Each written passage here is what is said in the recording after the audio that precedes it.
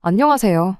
결혼 한 번 잘못했다가 이혼하게 된 이야기, 뭐가 자랑이라고 이렇게 사연까지 보내나 싶으신 분들도 당연히 계실 거라 생각해요.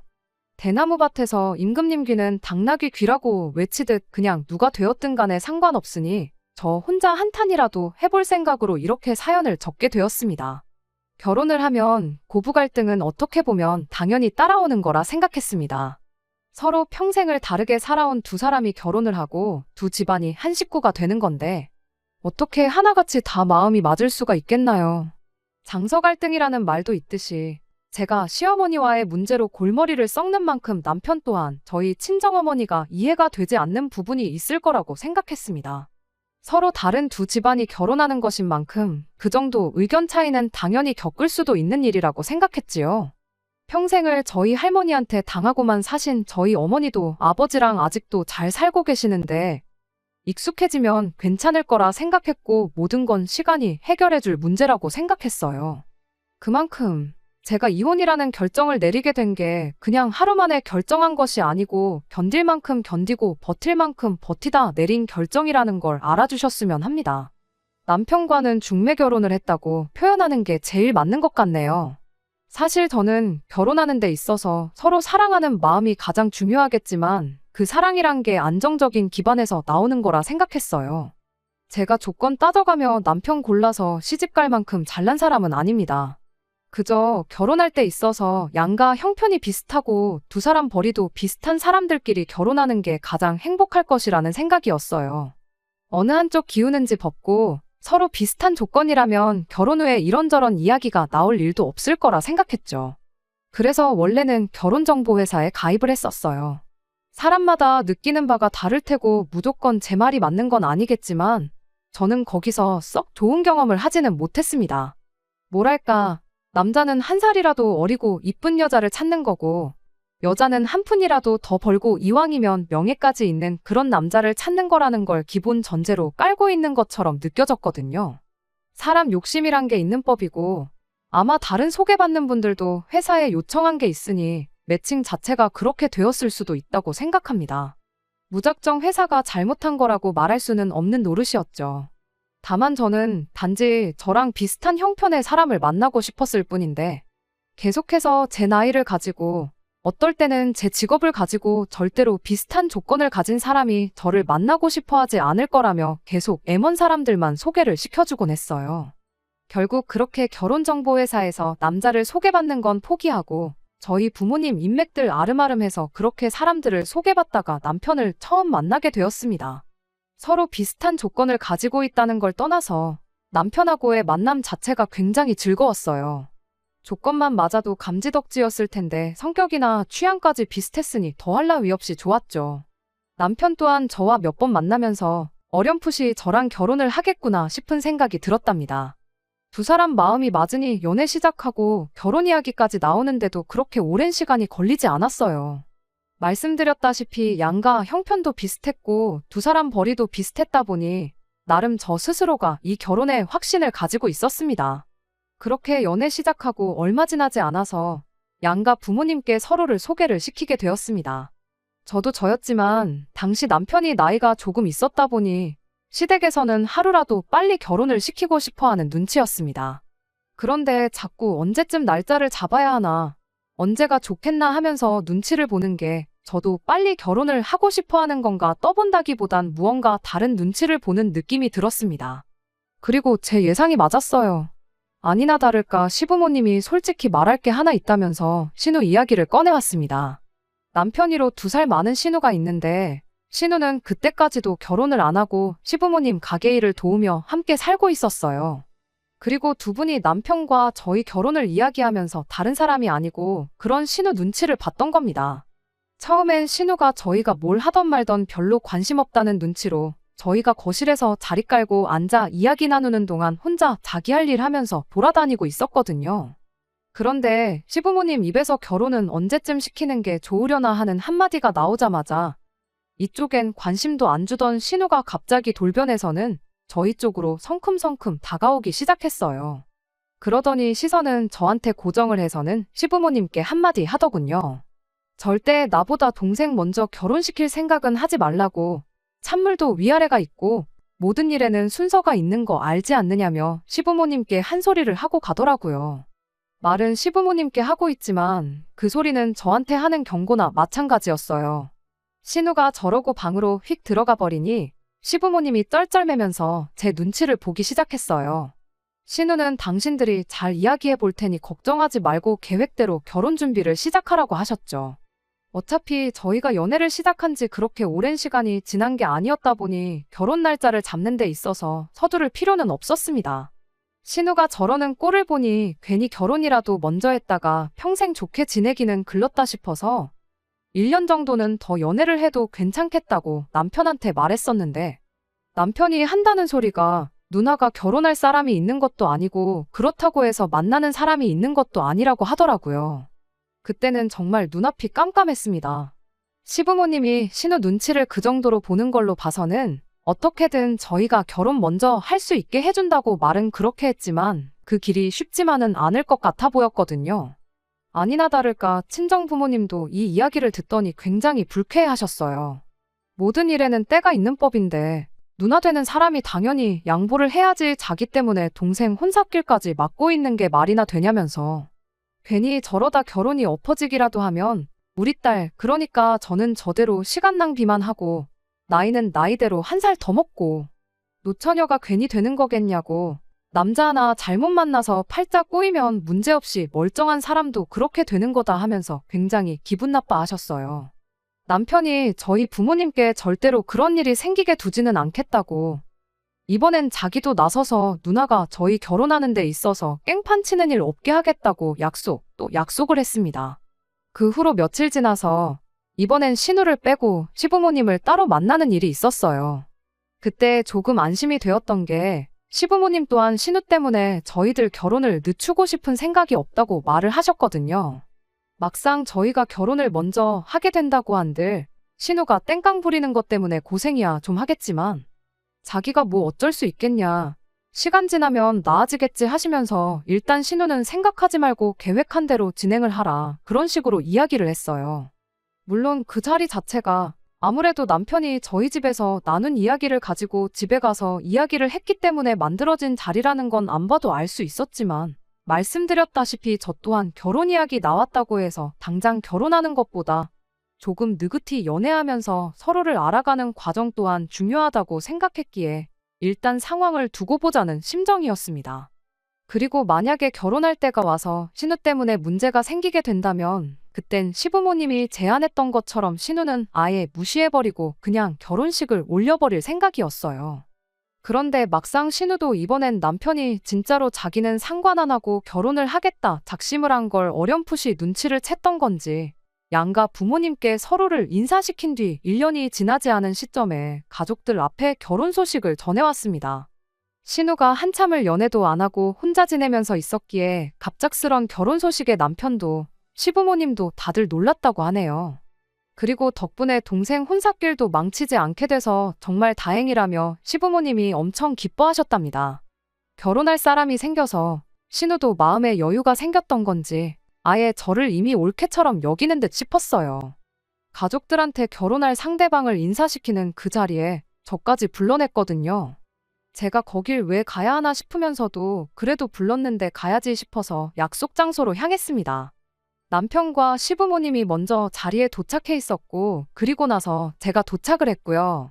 주인공인 신우가 결혼할 상대방을 데리고 가게 안으로 들어왔는데 저도 그랬겠지만 자리에 있던 모든 사람들 표정이 약간 얼이 빠진 모습이었습니다. 신우가 결혼 상대라고 데리고 온 사람이 외국인이었거든요. 키도 거의 190은 되어 보였고 덩치도 엄청 좋았어요. 연갈색 머리가 듬성듬성 섞인 금발에 수염까지 덥수룩한 게 약간 어딘가 군인 같다는 인상도 받았어요.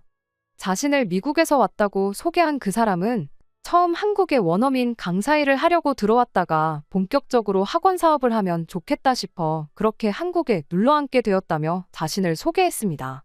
어설프긴 하지만 의사소통이 문제없이 가능할 만큼 한국말에도 능통한 사람이었습니다. 약간 험상궂다고 표현해도 어색한 점 하나 없는 첫 인상이었지만 나름 한국말로 농담도 하면서 대화를 주도적으로 이끌어 나가려고 하는 게 인상과는 다르게 노력도 많이 하고 부침성도 좋은 사람이구나 싶었어요. 내심, 시부모님도 신우가 혹시 어디서 개차반 같은 사람을 데려와서 결혼하겠다고 드는 건 줄 알고 걱정하셨던 것 같은데 데려온 상대가 금갈색 머리 외국인인 부분에 대해서는 조금 당황스러워 보이긴 했지만 몇 마디 나눠보고 이내 마음에 들어하는 듯한 눈치셨습니다. 외국인이지만 어느 정도 의사소통도 되고 학원 사업을 준비 중이라니 능력도 있는 사람처럼 보였을 테니까요. 그런데 이야기를 나누다 보니 결혼은 신우 혼자만의 생각이었다는 걸 알게 되었어요. 문화가 다른 만큼 생각하는 것도 다르긴 다르구나 싶었던 게 그 사람은 당장 결혼을 하겠다는 게 아니고 일단 신우랑 같이 동거를 할 생각이라는 말을 전해왔지요. 그건 좀 충격적이었네요. 결과적으로는 신우가 결혼식을 올리지 않는다는 소리나 마찬가지였는데 그 상황에 신우가 과연 동생보다 먼저 하겠다는 그 결혼 순서를 양보를 해주겠나 싶었거든요. 그날 자리가 거의 끝나갈 때까지 저와 남편의 결혼에 대해선 그 누구도 입을 열지 않았어요. 그런데 저는 그 자리에서 신우건 시부모님이건 확실한 대답을 듣고 싶었죠. 가만히 있었다간 그냥 흐지부지 넘어갈 것 같아서 저희들 결혼은 어떻게 되는 거냐고 제가 먼저 말을 꺼냈습니다. 시부모님 표정이 괜히 신우 심기를 건드릴 것까지 있느냐 하는 표정이었는데 예상외로 신우가 먼저 결혼식 순서가 뭐가 중요하겠냐며 이젠 그런 거 상관없다고 알아서 하라고 한마디 하고 말더라고요. 그래서 내친 김에 저희도 그럼 그렇게 알고 결혼식 날짜부터 잡겠다고 이야기하고 자리는 좋게 좋게 마무리가 되었지요. 애초에 온 가족이 신우 하나 때문에 쩔쩔매고 눈치를 보고 살고 있다는 게 문제였는데 그때까지만 해도 저는 그냥 신우 결혼 문제만 해결하면 저희들 결혼 생활에 아무런 문제가 없겠다고 생각했던 게 저의 오산이었습니다. 결혼은 둘이서만 하는 게 아니고 서로 다른 두 집안이 한 가족이 되는 거라는 걸 생각도 안 하고 있던 저의 어리석음이었죠. 아무튼 그 자리가 있은 뒤 몇 주 지나지 않아 신우가 시댁에서 나와 그 남자와 동거를 시작했어요. 그리고 저희는 그로부터 반년이 지나 결혼식을 올리게 되었고요. 우락부락한 생김새와는 다르게 부침성이 좋은 사람이라 이따금씩 저희 부부를 집으로 초대해 같이 시간도 보내고 그랬습니다.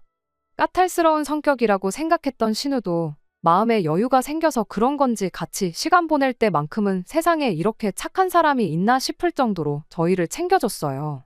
그 사람이 말하기를 한국 음식은 좋아라 하는데 그러니까 소주만큼은 아무리 마셔봐도 이게 무슨 맛인지 모르겠다며 항상 저희 올 때마다 한 병에 몇십만 원씩 하는 양주를 준비해서는 그걸 몇 병씩 마시고 그랬습니다.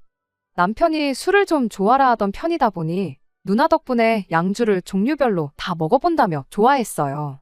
둘이 사는 집이 넓지는 않았지만 나름 아기자기하게 잘 꾸며놓고 살고 있었고 미국 문화인지 뭔지 모르지만 저희를 집에 초대할 때마다 저희 생각나서 샀다며 뭘 그렇게 뜬금없는 선물도 주고 그랬습니다.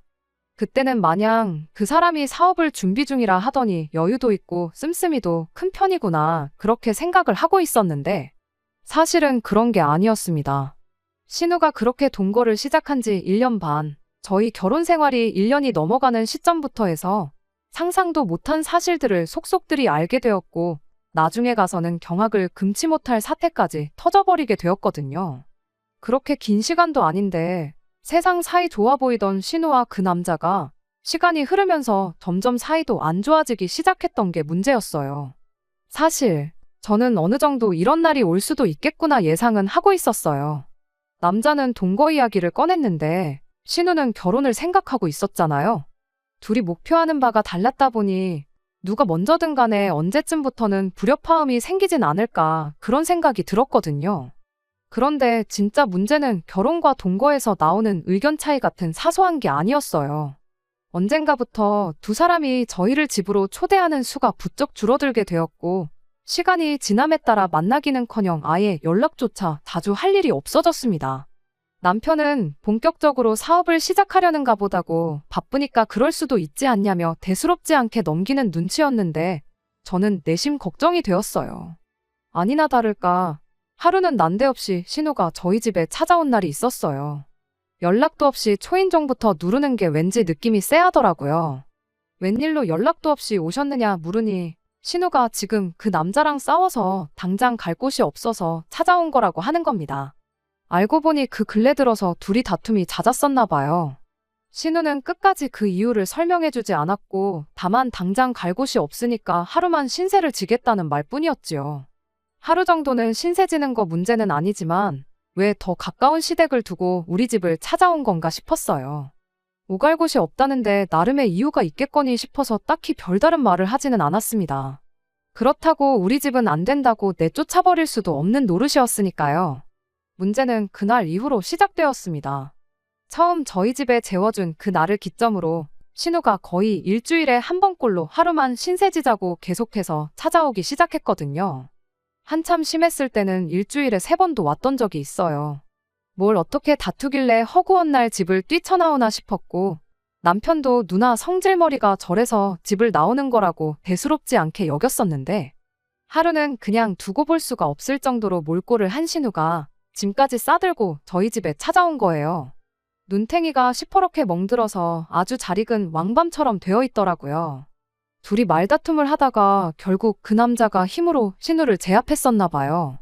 남자고 여자고를 떠나서 같은 남자라도 잘못 걸리면 뼈도 못 추릴 것 같은 덩치를 가진 사람이었는데 신우가 상대가 되었겠나요?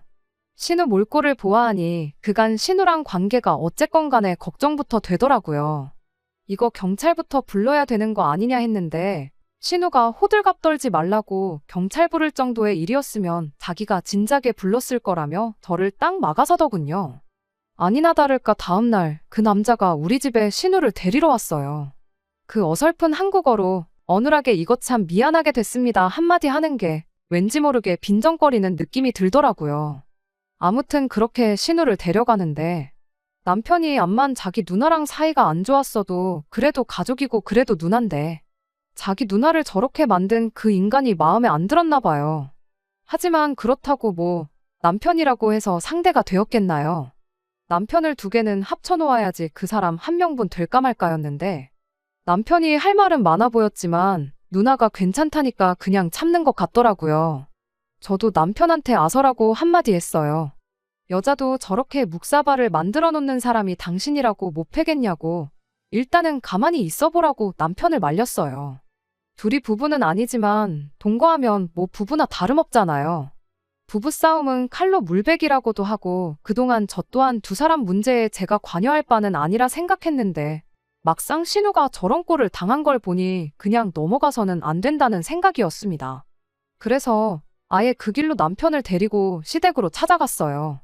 다른 건 몰라도 시부모님도 신우 상황이 어떤지 알고는 계셔야 할 것 같아서 말이죠. 그런데 알고 보니까 신우가 우리 집에만 찾아온 게 아니었던 거예요. 저희랑 연락이 조금 뜸해지기 시작했을 때쯤부터 이미 매일같이 다투는 일이 생겼고 그때는 저희 집이 아니라 시댁에 그렇게 들락거렸다는 거예요. 하도 자주 오니까 아버님이 그 남자한테 내 딸을 믿고 맡겼는데 어떻게 하루가 멀다 하고 집으로 도망 나오게 할 수 있냐며 뭐라고 잔소리를 하셨었나 봐요. 그런데 그 남자가 아주 얼굴이 도깨비 마냥 시뻘개져서는 시댁을 한번 뒤집어 놓을 뻔 했었다더라고요. 그래도 그 뒤로 따로 찾아오는 일 없어서 이제는 둘이 잘 지내는가 보다 싶었는데 저희 집에 들락거리는 줄은 상상도 못 하셨답니다.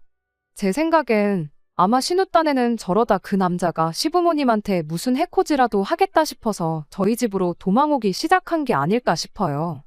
아무튼 신우가 그렇게 다투는 걸 알고 계셨다면 혹시 무슨 일 때문에 저렇게 하루가 멀다 하고 싸우고 있는 건지 그 이유는 알고 계시냐 물었어요. 신우가 저희한테는 도무지 이야기를 안 해준다고요. 그랬더니 시부모님이 정말 충격적인 이야기를 꺼내오셨어요. 사실 그 남자가 사업을 알아본다고 했지만 땡전 한 푼 없는 사람이었답니다. 둘이 살고 있는 그 집도 당장 보증금 할 돈도 없어서 시부모님이 피땀 흘려 장사해서 모은 돈으로 얻어준 거고 거기에 신우가 직장이 없다고 했잖아요. 그런데 일을 안 하는 건 그 남자도 마찬가지였던 거죠. 둘이 일도 안 하는데 집이 해결되었다고 한들 생활비가 어디 있었겠나요? 결국 시부모님이 2사람 생활비까지 대줬다는 겁니다. 그동안 우리한테 사줬던 쓰잘데기 없는 선물이며 저희 마시라고 선심 쓰듯 까줬던 양주며 밥까지 전부 다 알고 보니 시부모님 돈이었던 거예요. 문제는 두 사람 씀씀이가 워낙에 크다 보니 시부모님이 언제까지고 그렇게 해줄 수가 없었던 겁니다. 심지어 그때가 또 마침 코로나가 끝나갈 때쯤이었는데 코로나 겪는 동안 시부모님 장사도 많이 안 좋아지게 되었고 결국엔 그간 모아놓은 노후 자금까지 털어서 신우한테 퍼주고 있었던 거라네요. 그런데 이제 여유분까지 돈을 전부 써버리고 나니까 더 이상 두 분이 신우한테 계속 돈을 대줄 수가 없게 되었던 거죠. 두 분 노후 자금을 전부 다 쓰신 건 아니지만 여유분을 탕진하는데 고작 1년의 시간도 걸리지 않았던 겁니다. 아무튼 그렇게 생활비가 끊기게 되니 그 남자가 그것 때문에 뿔이 나서 신우한테 화풀이를 하기 시작했던 거였고 결국엔 그렇게 매번 생활비 문제로 다투다가 눈탱이가 밤탱이가 돼서 우리 집에 찾아오게 되었던 거예요. 신우가 눈이 시퍼렇게 돼서 우리 집에 짐 싸들고 도망 나오기까지 했다는 그 이야기를 전하니 시부모님도 엄청 충격을 먹은 듯 보였어요. 그런데 시부모님이 애초에 집에 데리고 온 첫날의 결혼 생각도 크게 없어 보였는데 그때 신우 동거를 못하게 반대를 했었어야 했었다고. 그런데 아무래도 니들이 마음에 걸려서 그냥 둘이 같이 살게 했는데 일이 이렇게 될 줄은 몰랐다며. 신우가 저런 인생을 살고 있는 걸 난데없이 저희한테 탓을 돌리기 시작하는 거 아니겠어요? 정말로 어이가 없었죠. 그래서 그렇게 말로만 후회를 할 게 아니고 그 사람은 빼놓더라도 일단 신우까지 같이 해서 한번 이야기를 제대로 해봐야 하는 거 아니겠냐고 현실적인 해결책을 제시를 했습니다. 그렇게 신우를 시댁으로 불러내서 온 가족이 이야기를 나누게 되었어요. 다들 하나같이 신우한테 무슨 좋은 꼴을 보겠다고 눈탱이가 밤탱이가 되면서까지 같이 살고 있냐고 그냥 결혼 안 한 거 천만다행으로 알고 그 인간하고 헤어지라고 이야기했는데 신우도 참 제정신이 아니었어요. 그 남자를 너무 사랑해서 포기를 못하는 것도 아니고 결과적으로는 그럼 나는 다시 이 지긋지긋한 집에 들어와서 엄마 밑에서 살아야 되는 거 아니냐고 그러긴 싫다고. 그냥 엄마 아빠가 돈만 제때 보내주면 없었을 일이라면서 자기 인생 망칠 생각 마시고 돈이나 보내달라는 말도 안 되는 소리를 하더라고요. 제 귀에는 그게 스스로 일해서 벌어먹고 살 생각 없고 평생 부모님이 피땀 흘려 모아놓은 돈으로 빌어먹고 살 생각밖에 없다는 소리로밖에 들리지가 않았습니다. 그런데 또 생각해보니 그런 이유라면 나도 더 이상 신우 인생에 관여하고 싶지가 않더라고요. 저는 한 가족으로서 진심으로 신우를 걱정해준 건데 신우는 그냥 부모 돈으로 편하게 먹고 살고 싶다는 소리를 하고 있으니 말이에요. 그래서 한마디 했죠. 그런 이유라면 둘이 싸우고 나서 우리 집에 올 생각하지 말라고 했어요. 말이 끝나기 무섭게 그날까지 우리한테 친한 척하던 신우도 마음이 상한 건지 저희 결혼 전에 알고 있던 원래의 신우 모습으로 돌아가더라고요. 있는 대로 성질을 부리면서 더럽고 치사해서 내가 너네 집 가나봐라 씩씩거렸는데 막상 그 이야기 나누고 며칠 지나지 않아서 또 저희 집 초인종을 누르곤 하루만 신세 좀 지겠다고 찾아오더군요. 저 또한 했던 말도 있고 그러니 진짜 우리 집에 들일 생각일랑 없었는데 남편이 그래도 이런 엄동설안에 어떻게 누나한테 노숙을 하라고 할 수도 없는 노릇 아니냐며 기어이 문을 열어주더라고요. 그래서 신우한테 염치 좀 챙기라는 식으로 한마디 꺼냈는데 신우도 그때 와서는 시부모님이랑 똑같은 말을 하더군요. 니들 때문에 남자 하나 잘못 만나서 내 인생이 꼬였다니 어쩌니 하면서요. 아니, 누가 결혼하라고 동거하라고 등 떠밀었냐? 어차피 형님이 그 남자랑 동거 안 했어도 형님 무시하고 우리끼리 알아서 결혼식 올릴 생각이었다고요. 그렇게 신우랑 언성을 높이고 있으니 남편도 눈치를 챙긴 건지 거기선 그걸 우리 탓을 하면 어떡하냐고 하면서 제 편을 들어주긴 하더라고요. 제가 신우한테 어떻게든 부모님 돈으로 편하게 먹고 살 생각은 그만하고 그 사람하고 정리하고 직장을 구하라고 이미 보증금 들어가 있는데 시댁으로 돌아갈 필요도 없는 거 아니냐. 당장 생활비는 더 나가겠지만 형님이 직장 구해서 그 남자랑 헤어지기만 하면 끝나는 문제다. 다시 한번 강하게 대 생각을 이야기해줬더니 신우는 제 말을 들을 생각은 안 하고 기어이 울음을 터뜨리더라고요. 아니, 지금 답답해서 울고 싶은 사람이 누군데 왜 우리 앞에서 약한 척 질질 짜고 자빠졌냐고 한마디 하려고 했는데 남편이 누나 눈물을 보더니 마음이 약해졌나 봐요. 그 길로 지 누나한테 달려가선 울긴 왜 우냐며 누나를 달래주더라고요. 그러더니 결국 나한테 너무하다고 누나가 그래도 의지할 곳이 우리밖에 없어서 찾아온 건데 그렇게 매정하게 굴 필요가 있냐며 뭐라고 할 게 아니라 우리가 방법을 찾아보자며 누나 편을 드는 거예요. 그리고 나서 남편이 신우를 방에 데리고 가서는 둘이 이러쿵저러쿵 무슨 이야기를 나누더라고요. 한참 그러고 있다 나오더니 남편 하는 말이 일단 우리가 할 수 있는 건 누나한테 직접적으로 돈을 줄 수는 없지만 돈을 벌 방법 정도는 대신 알아봐 줄 수 있지 않냐며. 일단 수입이 생기면 둘이 이렇게 싸우는 일은 없지 않겠냐. 둘이 잘 지내는 거 직접 봐서 알지 않느냐고 저를 설득하더라고요. 그래서 나는 빠질 테니 알아서 하라고 한마디 해줬어요. 며칠 지나서 남편이 이래저래 해서 어떻게 과외 자리를 알아왔나 보더라고요. 전단지 만들어다 여기저기 붙이고 당근에도 올리고 하면서요. 당장 누나도 그렇고 그 사람도 그렇고 직장 구해서 일할 생각은 없어 보이지만 과외 자리면 하루 한두 시간 짬만 내면 되는 거니 문제 없을 거라고. 그리고 원어민이니만큼 페이도 세서 조금만 해도 웬만한 사람들 월급만큼은 벌겠다고 하면서 최대한 이런 식으로라도 도와주자는 소리를 하더라고요. 생각보다 남편의 아이디어가 먹히긴 했어요. 아무래도 원어민 직접 과외를 원하는 집이 많다 보니 연락이 엄청 많이 오더라고요. 남편은 신우한테 과외 공고 올리는 방법 같은 걸 알려주고 그 길로 신우네한테서 손을 뗐고요. 수입이 생기니 신우가 싸웠다고 저희 집에 찾아오는 일도 없어졌고 그렇게 우리 인생에 다시 신우가 빠지게 되니 남편하고 언제 그랬냐는 듯 다시 사이가 좋아졌어요. 그런데 산 넘어 산이라고 하나 해결했구나 싶었더니 여지껏 신우가 날이면 날마다 찾아오는 건 문제 축에도 들지 못하는 일이 터지고 말았습니다. 아무튼 신우랑 그 남자가 다시 평화롭게 된 데에는 남편 공이 컸지만 저랑은 앙금이 남아있었다 보니 둘이 다시 사이가 좋아졌더라도 예전처럼 저희를 집에 초대하거나 같이 시간을 보내거나 하지는 않았습니다.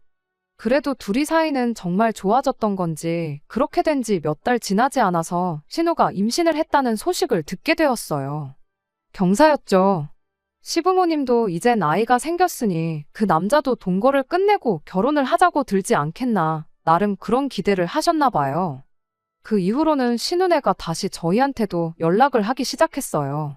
뭐 보나마나 조카 생겼으니 뭐라도 하나 받아내고자 연락을 했던 걸 테지만 저도 제 나름대로 신우가 안정이 되는 편이 제 인생에 도움이 되면 되는 상황이었으니 그 상황을 애써 반겨보려고 노력했습니다.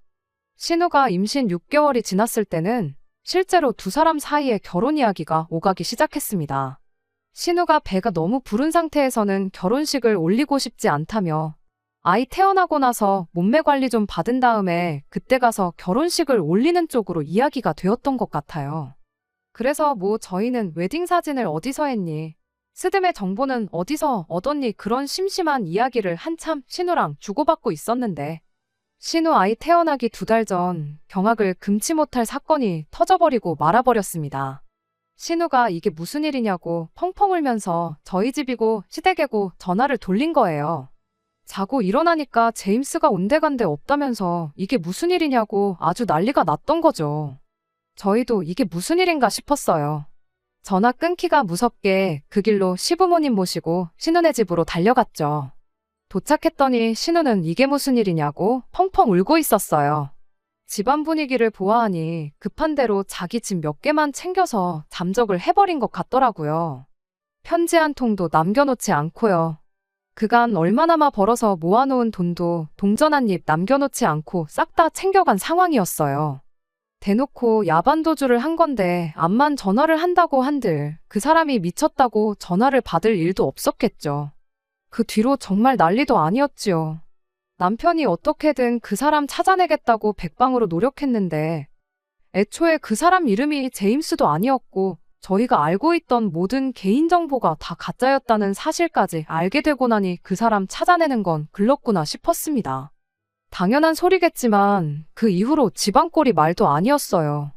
신우는 그 길로 시댁으로 다시 들어와서 살게 되었고요. 예정일이 다가와 가는데 딱히 다른 수도 없었으니 말입니다.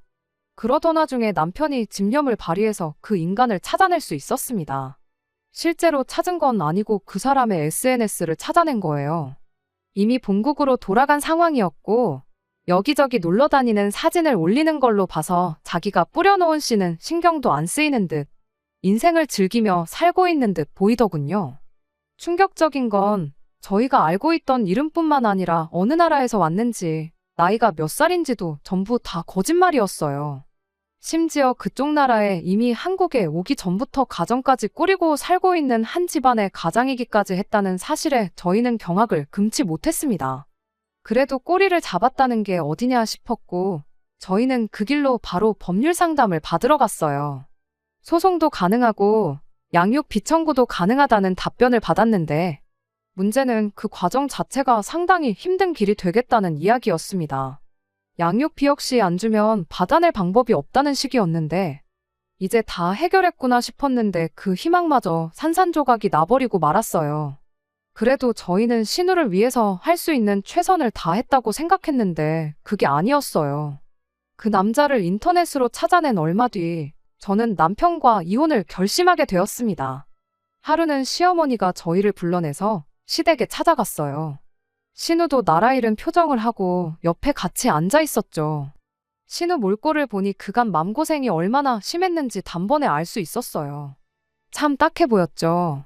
그런데 그런 안쓰러운 마음도 잠시 시어머니가 저희한테 기니 할 말이 있어서 오늘 자리를 만든 거라는 말로 이야기를 시작했을 때 오늘 이 자리에 우리를 부른 게 절대로 좋은 일로 부른 건 아니겠구나 하고 대충 감이 오긴 했는데 이어진 시어머니가 난데없이 정말 제 상식을 뛰어넘는 말도 안 되는 요구를 해왔습니다. 곧 태어날 신우 아이를 저희가 맡아서 키우면 어떻겠냐고요.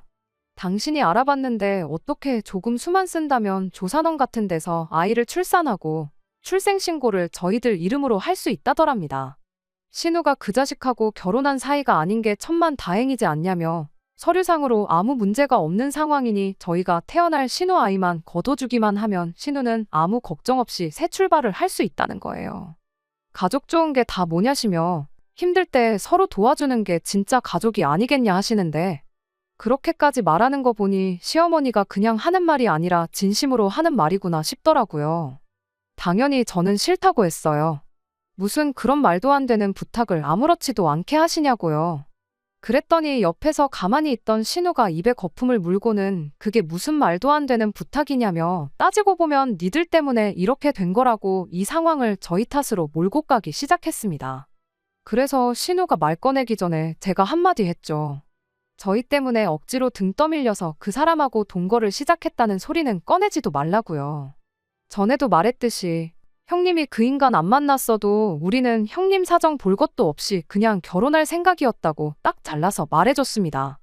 그랬더니 이번엔 가만뒀으면 그 인간하고 헤어졌을 건데 니들이 오지랖 부려서 일자리도 구해주고 그러는 바람에 다시 사이가 좋아져서 아이가 생긴 거 아니겠냐며 그거에 대한 책임을 지라는 말도 안 되는 주장을 펼치더라고요. 시어머니의 말도 안 되는 부탁도 이 모든 상황을 저희 탓으로 몰고 있는 신우의 억지도 어이없었지만 그 와중에 제일 어이가 없던 건 바로 남편의 반응이었습니다. 절대로 신우 애를 키울 수 없다는 제 말에 힘을 보태주기는커녕 옆에 앉아서 저한테 소곤거리길 죽은 사람 소원도 들어준다는데 죽고 나서 들어줘봐야 그게 다 무슨 소용이겠냐고. 살아있을 때 도와주는 게 맞는 거 아니냐며 불쌍한 우리 누나 인생 구제해주는 셈 치고 아이를 우리가 키워주는 게 어떻겠냐고 저를 설득하려 들던 남편의 반응이었습니다. 별것도 아닌 일에 제 편을 들어주면 뭐해요. 정작 중요할 때는 가족 편을 들어주는데 정말 믿는 도끼에 발등 찍힌다는 기분이 딱 이런 기분 아닐까 싶었습니다.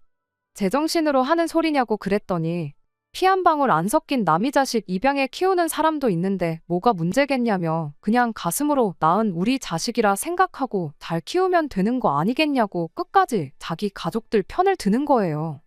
거절해봐야 이 인간들한테 피도 눈물도 없다고 평생 원망이나 받을 텐데 더 이상 제가 이 인간들하고 한 가족으로 있어야 할 이유가 뭐가 있나 싶었어요. 그래서 저는 그 자리에서 이혼 이야기를 꺼냈습니다. 이혼 이야기에 이 인간들이 겁먹고 신우 애 키워달라는 말을 철회한다 하더라도 저는 어쨌든 제가 발을 담그고 있는 이 집구석이 똥통이라는 걸 깨달았기에 이 발언을 철회할 생각은 전혀 없었어요. 그런데 이혼 이야기가 나오기 무섭게 그럼 출생신고만이라도 제 이름으로 해주면 안 되냐는 부탁을 해오더군요. 말인즉슨 어차피 저는 이혼녀 딱지를 달 테니 출산 기록이 남는 것쯤은 아무 문제 아니지 않냐는 소리였어요. 이혼하고 양육권은 자기들이 가져갈 테니 신우 서류만 깨끗하게 해달라는 소리였죠. 그 길로 저는 자리를 박차고 일어나서 남편은 물론이고 신우의 시부모님까지 다 싸잡아서 한마디 했습니다. 단체로 정신 나갔냐고 제정신 좀 챙기라고요. 신우가 이혼한 기록이 없으니 출산 기록만 어떻게 하면 새 출발할 수 있다고 생각하나 본데 정신 차리라고 한마디 해줬습니다. 이미 우리 결혼한다고 이야기 나왔을 때부터 신우 결혼은 평생 긁는 거나 마찬가지였는데 그깟 기록 몇 개 있고 없고 한다고 신우가 앞으로 결혼해서 새 인생 살 수 있다고 생각한 거면 큰 오산이라고요. 그거 아니었어도 평생 혼자 살았을 인생이니 적어도 평생 혼자 외롭지 않게 지금부터 정신 차리고 애나 똑바로 키우라고 한마디 해주고 남편도 그렇게 누나애를 키워주고 싶으면 나랑 이혼하고 누나랑 합가해서 네 조카 아빠 노릇이나 실컷 해주라 한마디 해주고 그렇게 그 집구석을 뛰쳐나왔네요. 그날 이후로 남편이 자기가 잘못 생각했다며 이혼만은 말아달라고 싹싹 빌기 시작했지만 앞으로 신우에 태어나면 펼쳐질 제 인생이 눈앞에 선해서 그렇게 못하겠다고 협의 이혼 해주기 싫으면 몇 년이 걸리더라도 진흙탕 싸움을 하는 한이 있어도 꼭 이혼하게 만들어줄 테니 그렇게 알라 말해주고 저는 그 길로 짐 싸서 친정으로 향했습니다.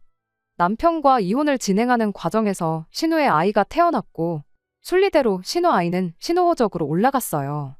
그렇게 되니 적어도 아들까지 이혼남을 만들기 싫었는지 시부모님이 저희 친정집까지 찾아와 저는 물론이고 저희 부모님한테까지 다시 한번 생각해달라 싹싹 빌었지만 이미 질릴 대로 질린 집구석에 남아있는 정이라고는 눈꼽만치도 없었고 그 길로 그렇게 이혼을 하게 되었습니다.